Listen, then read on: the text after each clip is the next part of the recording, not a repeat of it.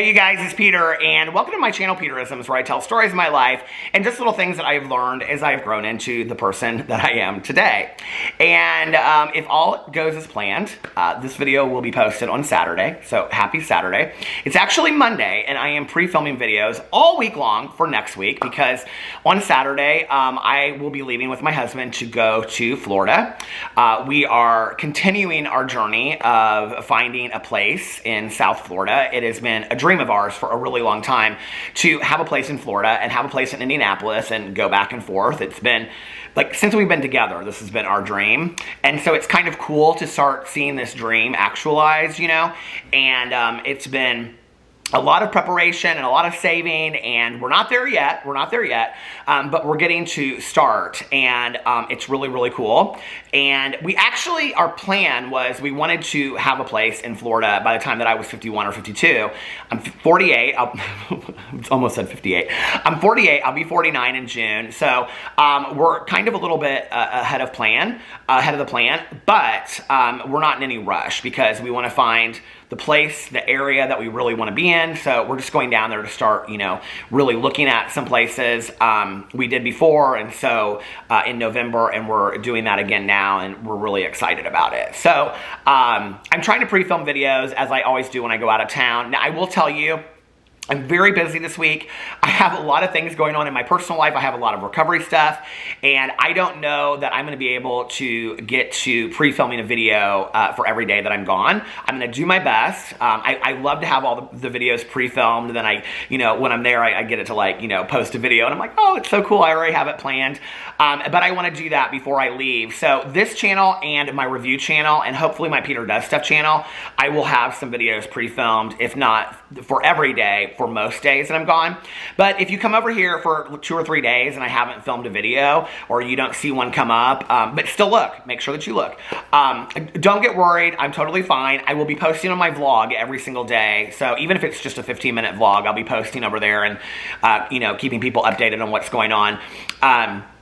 But I may take a couple days off just to, you know, like hang out with my husband, and we'll be busy, you know, going to look at property and things like that. So I don't know that I will be able to have a video for every day while I'm gone. I just want to say that before I go. So anyway, okay, Alex was here, so I had to stop the camera and go move my car so he could come inside. But anyway, he is nice enough to go upstairs so that I can film this video. All right, let's get into the meditation. March 20th, Here I'm on March 19th. Okay. March 20th, releasing. Let fears slip away. Release any negative, limiting, or self-defeating beliefs buried in your subconscious too. These beliefs may be about life, love, or yourself. Beliefs create reality. Let go. From as deep within as your fears, resentments, and negative beliefs are stored, let them all go. Let the belief or feeling surface. Accept it, surrender to it, feel the discomfort or unrest, then let it go. Let new beliefs replace the old. Let peace and joy and love replace fear.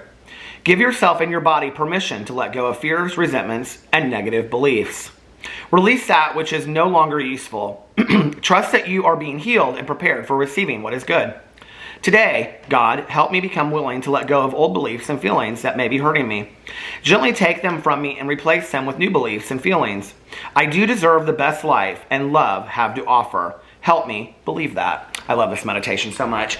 And, you know, for most of these meditations, I have like an example in my life that I can apply it to, because I try to, as I'm reading, like think about things that have happened to me and, oh, how could I apply this? And have I learned something like this before in my life? And it's kind of a strange example that I have, but you know, I've talked a lot on this channel about being bullied when I was growing up.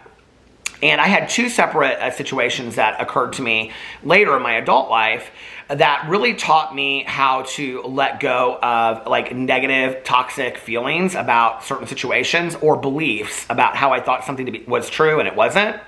And then those 2 situations helped me in the future to kind of apply that lesson to other people, if that makes sense. The first thing that happened was when I first got on Facebook, I was kind of late to the game of Facebook. I started getting tagged in, you know, like those notes that people would do. And there was one tag, like note tag, where it was like list 25 things that people didn't know about you in high school. So I did this note, and the last thing that I put on there was that every day that I went to school, I was afraid because I didn't know what was going to happen to me that day. And that I was also afraid to walk across the stage at graduation because I was afraid that, like, my biggest bully or other people would shout names at me, you know, derogatory names, and then my mother would have to hear that, and then she would know, she would feel as well the pain that I had gone through for those 4 years. I have literally like a hair or something hanging off my eye.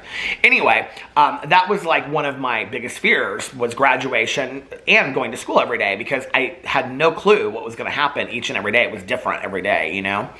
And it was almost kind of like this guy would like scheme up stuff, like, what can we do now? And it was, from him, it was always like, make Peter the center of the joke.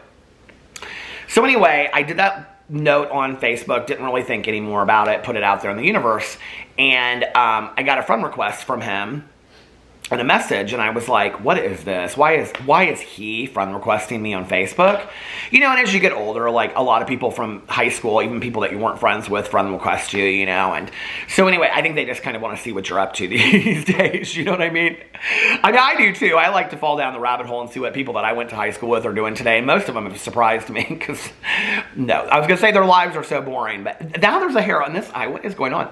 But anyway, so he reached out to me, and he said, I know that you're talking about me. I had a conversation with my wife. I feel horrible about how I treated you in high school, and I would like to sit down and I would like to talk to you. And he goes, because I would never want my girls, his daughters, to go through what you went through in high school. So I was like, okay. I think if I didn't have my sobriety, I wouldn't have been in a place to be able to sit down with him, because at that point, you know, I had made a lot of amends to people, and I had looked at my own character defects, and so I was able to maybe see that human quality in him, that I was able to sit down across from him as a human being, you know? And so I remember we went and we had coffee, and, you know, he asked me a lot about what my experience was like, and I was, you know, brutally honest and told him. And he shared with me, not as an excuse, but a lot of what was going on with him at that time, you know, and that's not really mine to share, but a lot of things in his, you know, personal life that maybe weren't desirable for, you know, to grow up in. And he shared with me that, you know, like, his place to shine was high school, and he was a court jester. And so when he came to high school, you know, it was like he wanted a lot of this attention, like me. Well, isn't he the funniest guy in the room? And unfortunately, I happen to be the person that took the brunt of that. And that doesn't make it right in any kind of way, but it helped me to understand. And I think that this is the thing that I missed for so long of my life.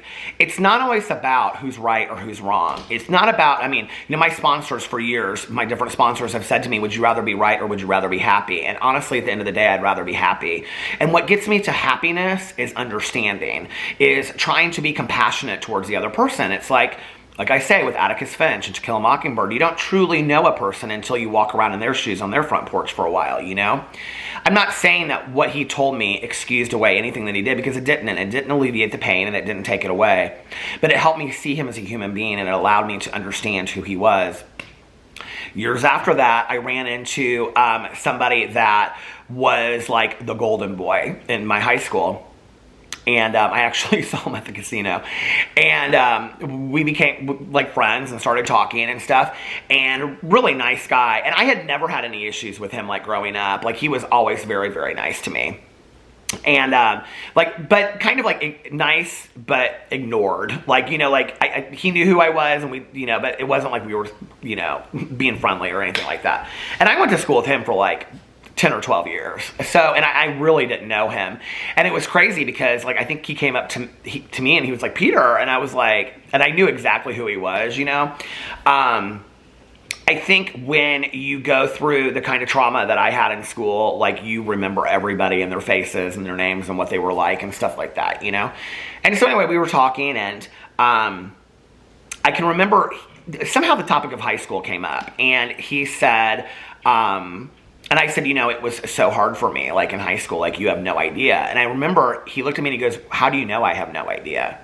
And I said, well, I said, like you were like a great athlete and you always had the hottest girlfriend and you were so popular. And he said, do you know or have any idea what it was like, the expectations for me to get a 4.0, to have the hot girlfriend that, we didn't even get along always, and, to be the greatest athlete, be training and conditioning constantly. He's like, that level of expectation to be perfect was so high. He said, I know it's not comparative to what you went through. He goes, but it wasn't easy by any means, And I thought, God, here we are, two completely different people going through a very similar experience in high school, but with really, truly two very different experiences. And then I thought, there were 670 people I graduated with. It was like our class was like 670 or something. And here it was, 670 people, all sharing the same hallways, going through completely different experiences in their life, but very similar situations, And I thought if we all were able to sit down and maybe like share what that was like, if we had been able to be human enough with one another back then, I don't know that I would have been any more open to it, when I was in high school than they were. But I do think that we carry a lot of wounds and scars with us from what we went through in high school. And I think to be able to, let that go and realize that those people are not bad people. They're human people, And, my sponsor, one of my old sponsors, he used to always say to me, the sponsor that I've had like the majority of my life, he used to always say to me, we're not humans having a spiritual experience, we're spirits having a human experience. And I remember, that a lot when I interact with people. But what it allowed me to do was release this idea for myself that there are like the majority of the people that I come across that maybe see differently the world than I do, or that we don't see eye to eye, or that we don't get along or whatever. It's not because they're bad people. It's because they have different human experiences than I do. The experiences that they have grown up in, the experiences that they have, are completely different than what I had. And that just makes them react or respond in a different way. And maybe sometimes the way that they react and respond, I don't like, right? But I can be more forgiving, And I think that is where Oprah, when she comes in and she says forgiveness is accepting what happened in the past happened.